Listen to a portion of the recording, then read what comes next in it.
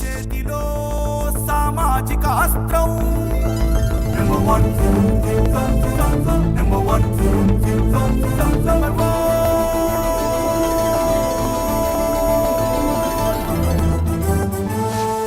Number one. నమస్తే. సామాన్యుడి చేతిలో సామాజిక అస్త్రం నెంబర్ 1 న్యూస్కి స్వాగతం. నేను రవీంద్ర. ఆంధ్రప్రదేశ్లో రాజకీయ సమీకరణాలు కాస్త వేగంగానే పుంజుకుంటున్నాయి, మారుతున్నాయి అని చెప్పొచ్చు. ఎందుకంటే ఇప్పుడు ప్రస్తుతం జరుగుతున్నటువంటి తీరు అలాగే ఉంది. తెలుగుదేశం జనసేన మధ్య కాస్త గ్యాప్ వచ్చింది అనే ఒక ప్రచారం. మరి ముఖ్యంగా డిప్యూటీ సీఎంగా లోకేష్ త్వరలోనే ఆయన ప్రమోట్ కాబోతున్నారు అనేది ఒకటి.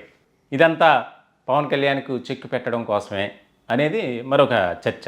అది అంత అయితే జరగదు.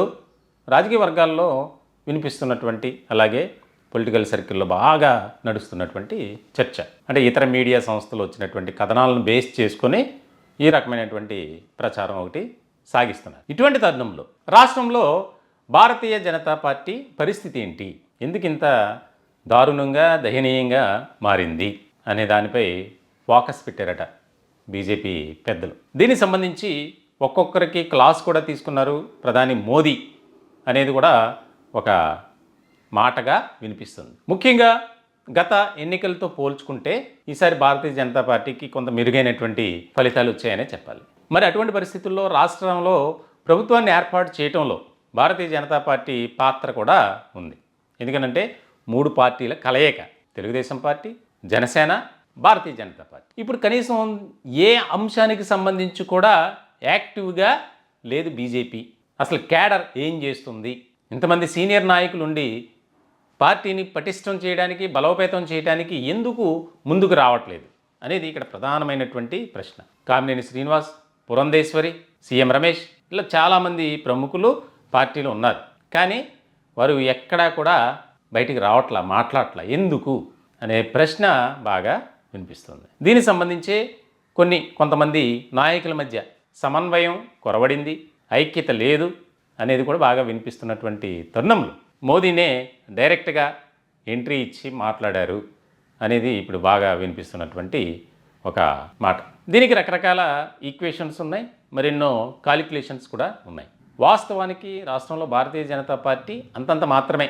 కాంగ్రెస్ ఏ స్థాయిలో ఉందో బీజేపీ కూడా అదే స్థాయి. మరి ఈ పార్టీని బలోపేతం చేసేందుకు ఎవరు ముందుకు వస్తున్నారు, ఆ బాధ్యత ఎవరు తీసుకున్నారు అనేది కూడా ఇక్కడ ఒక ప్రశ్న. పార్టీ రాష్ట్ర అధ్యక్షురాలిగా పురంధేశ్వరి ఉన్నారు, కానీ ఆమె కొంత మాత్రమే చేయగలుగుతున్నారు. ఎక్కడా కూడా ఆవిడ యాక్టివ్ రోల్ అనేది పెద్దగా కనిపించట్లేదు అనేది ఒకటి. దీనికి ముఖ్యమైనటువంటి కారణంగా అంటే తెలుగుదేశం పార్టీలో మనిషే, వారి కుటుంబానికి సంబంధించిన వ్యక్తే అనేది ఒకటి. మనకెందుకులే అనే ధోరణితో ఇంకొక అంశంగా ఒక చర్చ. అయితే రాష్ట్రంలో ప్రస్తుతం నెలకొన్నటువంటి పరిస్థితుల తరుణంలో ఇప్పుడు మొత్తం అంతా ఏపీపై ఫోకస్ పెట్టినటువంటి పరిస్థితి. ఎందుకంటే ఏదో జరిగిపోతుంది, కూటమిలో అంతర్యుద్ధం ప్రారంభమైంది, కూటమి విచ్ఛిన్నం కాబోతుంది, ఇటువంటివి బాగా వినిపిస్తున్నాయి. ఇలాంటి సందర్భంలో భారతీయ జనతా పార్టీ ఎందుకు మౌనంగా ఉంది? వాస్తవానికి తిరుపతిలో తొక్కిసలాట, 6 అమాయకులు చనిపోయారు. మరి ఆ ఘటనకు సంబంధించి భారతీయ జనతా పార్టీ తరపున ఎవరు కూడా కేవలం పత్రికా ప్రకటనలు, ట్విట్టర్ వేదికగా కొన్ని ప్రెస్ నోట్లు అంతే తప్ప ఎవ్వరూ కూడా కనీసం హాస్పిటల్లో చికిత్స పొందుతున్న వారిని కూడా పరామర్శించలేదు. మరి గతంలో జరిగినటువంటి ఇన్సిడెంట్స్ ఉన్నాయి, వాటికి బాగానే ఉన్న పార్టీ ఇప్పుడు ఎందుకు సైలెంట్గా ఉంది? అంటే నాయకుల మధ్య కోఆర్డినేషన్ అనేది లేదు. అధికారంలో ఉన్నప్పటికీ జరిగిన ఇన్సిడెంట్పై స్పందించాల్సినటువంటి బాధ్యత ఒక రాజకీయ పార్టీగా, ఒక నాయకుడిగా ప్రతి ఒక్కరిపై ఉంటుంది, రాజకీయ పార్టీకి సంబంధించిన వారు. మరి ఎందుకు సంతాపం ప్రకటించడం కానీ, లేదా వారి కుటుంబాలను పరామర్శించడం కానీ, పార్టీ తరపున ఏదోటి చేస్తాం, అది చేస్తాం, ఇది చేస్తామని భరోసా ఇవ్వటానికి ఎందుకు వెనకడుగు వేశారు అనేది ఇక్కడ బాగా ఒక $1 మిలియన్ క్వశ్చన్గా మారిపోయింది. అంటే ఎవరూ కూడా కలిసి రావట్లేదు కాబట్టి అధిష్టానమే రంగంలోకి దిగిందట. ఇదే పరిస్థితి కొనసాగితే ఎవరిని కూడా ఉపేక్షించం, పార్టీ నుంచి బయటికి వెళ్ళొచ్చు, పార్టీ కోసం కష్టపడి పనిచేసేవారు మాత్రమే పార్టీలో ఉండాలి, లేదా మీ పని మీరు చూసుకోండి బయటికి వెళ్ళి అని. ఇప్పుడు ఇదే భారతీయ జనతా పార్టీలో అంతర్గతంగా ఒక చర్చ. ప్రతి ఒక్కరికి ఒక క్లాస్ తీసుకొని వార్నింగ్ ఇచ్చారట.